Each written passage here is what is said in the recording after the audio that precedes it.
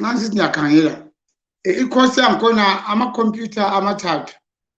They can cost you kuya ngokuthi ifuna ama-brand new kumbe ama-good used. Lo mehluko lapho.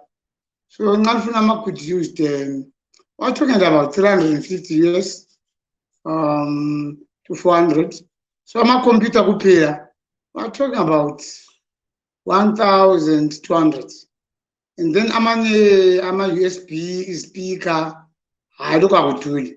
So it should not go beyond 2,500 or 2,000. And i-solar panel hayi aziduli. Elokusukumisa ikhompyutha encane. Aso-solar panel lokuyasukumisa ama-fridge yalawo, kumbe izitofu. Nelokusukumisa ama-laptop amancane, lokuyizipika lokho.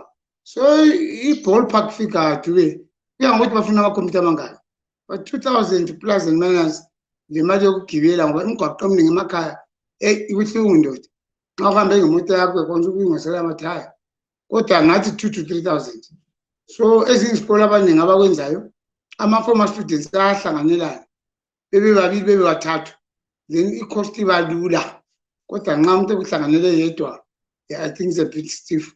But it's worth it ngoba once deployed, i-digital ayibodi. Duke njengoba nikwazi. Ifile yakho wayizokuthi uqalisa ukufika khona lapha eWashington. Ilokhu ikhona ku-internet. Asoze yaya kwindawo.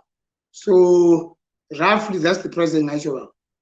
So singathi nxa ukugcina khonokho kuyabe kugcinekale ku-internet kumbe kuphakathi nje ku-computer kuzihlalele khonapho. Two methods engizenzayo. Okwakuqala okunye kuhlala ku-computer esikolo. Le egcina okuthiwa i-strong room kumbe i-safe ku-headmaster i-content. Okwesibili ngigcina ku-G drive. Uyabona i-Gmail leyo leyo ilethwa i-Google Drive. So I upload nxa ngilapha koBulawayo ngoba mina le-internet efast. Ngibhale ukubana Nkuba primary school, Sitheli secondary, Luveve, Gwanda njalo njalo. Kuma-folders ngiyigcine ukwenzela ukuthi lina kungalahleka izinto lokwa ngiyadonsa. Njalo laba beNkuba i-website yabo is being built at this. They'll probably become the first school eMatabele not uba le website. Ngithemba iGwanda izaba the first eMatsau. Yeah, kunjalo sibili. So ke nxa uyo phambili so ungathi abantu bakuthola njani ukuze ubalungisele khonokho nje okulungisayo? Yeah, mina ngikontakteka lula nje via iWhatsApp kumbe iFacebook page yami, but inombolo zithi angiyafaka +263 nxa uphansi 77 600 2605.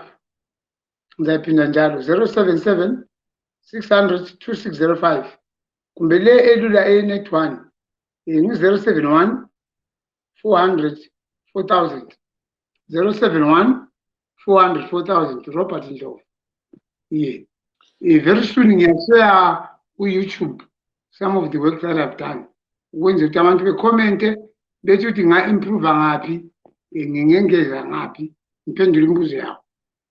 Yeah, so abantu babuza sibili ukuthi uvele wawusebenza ngaphi lapha kweleMelika amafutshane sibili. Angisenze Google. I-Google and search engine ngase-Intel eSilicon Valley.